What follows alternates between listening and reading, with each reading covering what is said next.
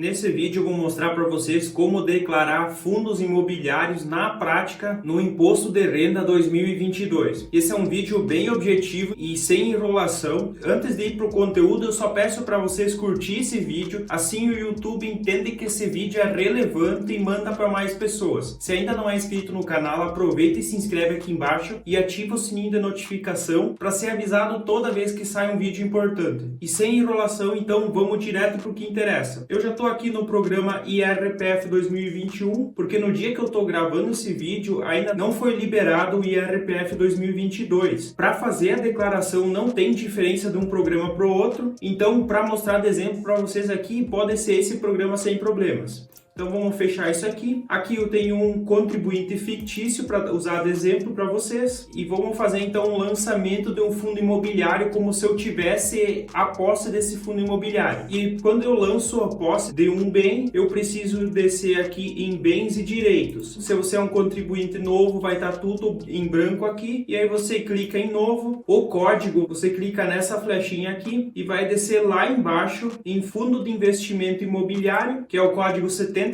também pode digitar se quiser 73, localização Brasil, aqui você vai colocar o CNPJ do fundo imobiliário, isso já vem especificado no informe de rendimentos, então é bem fácil de achar, e aqui embaixo então vai colocar a discriminação. A discriminação não existe uma regra de como fazer ela, precisa só trazer algumas informações que são importantes, e eu vou fazer aqui o exemplo então de informações que vocês precisam dar para a Receita Federal e da forma que eu acho interessante. Vocês podem mudar a ordem, mas é importante trazer essas informações. A primeira coisa é colocar a quantidade de cotas. Vamos colocar aqui, por exemplo, 10 cotas do fundo imobiliário. Vamos colocar aqui um exemplo, fator veritar, código de negociação VRTA 11, custodiado na corretora. Aqui você coloca o nome da corretora que você tem, essas cotas desse fundo imobiliário. Eu vou colocar aqui, por exemplo, Rico. Coloca também o CNPJ, que é interessante. Eu não vou colocar aqui agora, mas vocês podem colocar para ficar mais completo. E aí é interessante colocar o preço médio. Vamos colocar, por exemplo, de R$100, totalizando R$1.000, que seria então o preço médio de R$100 vezes as 10 cotas que eu tenho investidos. Então 10 vezes 100 dá R$1.000. E aí eu vou colocar aqui na situação no dia 31/12, quando tiver o programa 2022, aqui vai ser 2021 e aqui vai ser 2020, então tem que tomar só cuidado que muda os anos da declaração. Então seria aqui então R$1.000 e pronto, já estaria feito o lançamento. É bem simples, muito fácil de fazer, não tem muito segredo. É importante escrever a quantidade de ativos que você tem, especificar qual é o ativo, o código desse ativo. Também é interessante colocar qual é a corretora, coloca também o CNPJ dela, e aí é muito importante colocar o preço médio e o valor total que você investiu nesse ativo. Nunca é o valor total que você tem nesse ativo, é o valor que você investiu nesse ativo. Tem que tomar cuidado com isso. E aí, se eu fosse um investidor que já invisto há mais anos, por exemplo, no ano anterior que eu fiz a declaração, eu tinha 5 cotas desse fundo imobiliário e também tinha o preço médio de R$100, aqui teria a posição de R$500. Então eu já tinha um valor investido. Todo ano, quando você baixa o programa, você tem a opção de importar as informações da declaração anterior. Quem já fez declaração em um outro ano pode importar essas informações e aí esse lançamento ele já ia estar aqui em bens e direitos. Você só precisa entrar nele e editar as informações. Por exemplo, aqui ia ter 5 cotas do fundo, você só altera para 10 cotas, provavelmente vai alterar o preço médio porque você comprou novas cotas e é difícil comprar o mesmo valor para manter esse mesmo preço médio, e também vai aumentar o valor total que você investiu. Então, se você tinha R$500 investidos no ano anterior, quando você tinha 5 cotas, comprou mais 5 cotas no último ano, que agora você tem que declarar elas, aí você vai aumentar então essa posição de 5 cotas e R$500 investidos para 10 cotas e R$1.000 investidos. Se você, por acaso, não fez nenhum novo investimento nesse ativo, você entra da mesma forma nesse mesmo ativo, aí você não vai precisar fazer nenhuma alteração aqui aqui na discriminação, você vai ter só o valor aqui de R$500, aí você vai em repetir, que ele já repete o mesmo valor para esse ano, porque você não teve nenhuma alteração, então a situação ela é a mesma. E depois disso, então, é só clicar em OK, que está feito o lançamento. Como vocês podem ver aqui, já está o lançamento todo certinho, e aí você já fez o lançamento desse ativo. Se você tem mais ativos, você vai abrir de novo e vai fazer cada ativo separado, porque cada um deles tem um CNPJ diferente e o investimento também é diferente, então só precisa separar os ativos aqui e é bem tranquilo de fazer. Em relação também ao preço médio, que eu mostrei o exemplo ali de R$100, é muito importante saber calcular esse preço médio. Na verdade, o preço médio ele é bem simples de fazer, é só pegar todas as compras que fez nesse ativo, você soma todas essas compras. É importante lembrar que as taxas de corretagem, taxa de liquidação, todas essas taxas elas são consideradas no custo para adquirir esse ativo, então você considera também essas taxas, você faz a soma de todas essas compras. Por exemplo, fui comprando mês a mês uma cota, um mês sim, outro mês não, e assim você vai somando tudo, e aí você tem o valor total que você investiu, e aí você divide pela quantidade de cotas. Então, por exemplo, eu investi naquele ativo R$1.000, que não foram valores exatos de R$100. Alguma vez pode ter sido R$105, na outra vez eu paguei 95 na cota, então tem essa diferença, e aí você faz a soma, divide pela quantidade que vai dar exatamente o preço médio. Inclusive, quem tem dificuldade com o cálculo do preço médio, é só olhar o meu vídeo anterior que eu fiz sobre como declarar ações. Lá eu mostrei detalhadamente como calcular o preço médio. Eu não vou mostrar isso de novo para o vídeo não ficar tão longo, é só olhar aquele vídeo lá que vocês vão entender exatamente como fazer. E aí também eu quero mostrar para vocês aqui como declarar o lucro ou prejuízo na venda de fundos imobiliários. Os fundos imobiliários, diferente das ações, não tem isenção de imposto de renda. Então, vendeu fundos imobiliários com lucro, tem que pagar imposto de renda, e aí o mês que você teve esse lucro, você tem que emitir a DARF e pagar até o último dia útil do mês seguinte. Se você não fizer isso, você vai ter que pagar juros e multa por atraso. Então é bom tomar cuidado com esse prazo para fazer o pagamento, para estar em dia com a receita. E agora então vamos ver como faz o lançamento de lucro ou prejuízo em fundos imobiliários. Vamos descer aqui, vamos em renda variável e vamos aqui em operações fundos de investimento imobiliário. O primeiro cuidado que tem que ter aqui é aqui em cima, se é titular ou dependente, e aqui então se você teve algum valor, você vai colocar no resultado líquido do mês. Por exemplo, se eu vendi fundos imobiliários no mês de janeiro, eu tive um lucro de R$100. Você coloca R$100 aqui, e é um ponto importante também, é aqui nessa coluna, imposto retido no mês. Toda vez que você faz alguma venda de algum ativo, tanto ações como fundos imobiliários, inclusive day trade, lá na nota de corretagem vai estar especificado IRRF, que é o imposto de renda retido na fonte. E esse imposto ele é um dedo duro usado pela Receita justamente para dedurar o contribuinte. Quem acha que pode escapar e não fazer a declaração achando que a Receita não tem como saber, esse imposto justamente ele serve para entrar no sistema da Receita Federal que essa pessoa fez uma operação na Bolsa de Valores. Então esse imposto ele é devolvido para o investidor se ele faz a declaração e coloca o valor aqui. Então se você tem um valor lá na nota de corretagem, você vai colocar esse valor aqui e isso aqui vai ser abatido então do teu imposto. Então digamos aqui que foi 10 centavos de imposto de renda retido na fonte. E aqui eu coloco então o imposto pago se eu paguei a DARF lá certinho no momento que eu tive aquele lucro no mês seguinte. Então digamos eu paguei o imposto de R$100 e aí fica tudo certo. É importante também colocar aqui que o imposto foi pago para o programa não gerar de novo esse imposto a pagar. E aí digamos que no mês de fevereiro eu não tive nenhum lucro, nem no março, nem abril, nem maio, nem junho, nem julho. E aí em agosto eu tive um prejuízo de R$50. Coloca menos 50 aqui e como vocês podem ver, já aparece aqui em prejuízo a compensar R$50. E agora então vamos dizer que não fiz nenhuma operação em setembro, outubro e novembro. E aí em dezembro de novo eu fiz algumas operações com fundos imobiliários e tive um lucro de R$300. Como vocês podem ver aqui, eu tinha um resultado negativo de R$50 de agosto. E esse valor ele fica acumulado para mim descontado um lucro futuro. E aí como eu tive, por exemplo, em dezembro lucro de R$300, ele desconta R$50, então a base de cálculo do imposto é de R$250, a alíquota é de 20%, então eu tenho que pagar R$50 de imposto. Só corrigindo aqui, o imposto pago não é o valor que eu tive de de lucro no mês, e sim R$20, que é os 20% da alíquota. E aqui então eu teria R$50 de imposto a pagar no mês de dezembro. Eu coloco aqui o meu valor de imposto retido na fonte de novo. Vamos colocar, por exemplo, 30 centavos. E aqui eu coloco de novo que eu paguei R$50 de imposto. Se no momento de emitir a DARF eu já posso tirar esse imposto retido na fonte, aí eu só teria que pagar R$49,70. Então eu já colocaria aqui R$49,70. Mas eu coloquei aqui justamente 50, porque depois, se você termina de fazer a declaração, vai ter esse imposto a restituir. O investidor recebe de volta esse valor. Então é só para dar um exemplo aqui para vocês. Então fazer a declaração de lucro ou prejuízo para fundos imobiliários é muito simples de fazer. E para fazer a declaração de fundos imobiliários é só essas duas etapas. Você tem que declarar lá em bens e direitos a posição que você tem no ativo, e aqui você só declara o lucro ou prejuízo. E aqui no lucro e o prejuízo você soma de todos os ativos. Aqui não é lançado separado. E se você está fazendo a declaração esse ano pela primeira vez, comenta aqui embaixo para mim saber com a hashtag primeiro IRPF. Isso ajuda a entender se a maioria são pessoas que vão fazer a declaração pela primeira vez, e assim eu posso trazer conteúdos mais detalhados e mais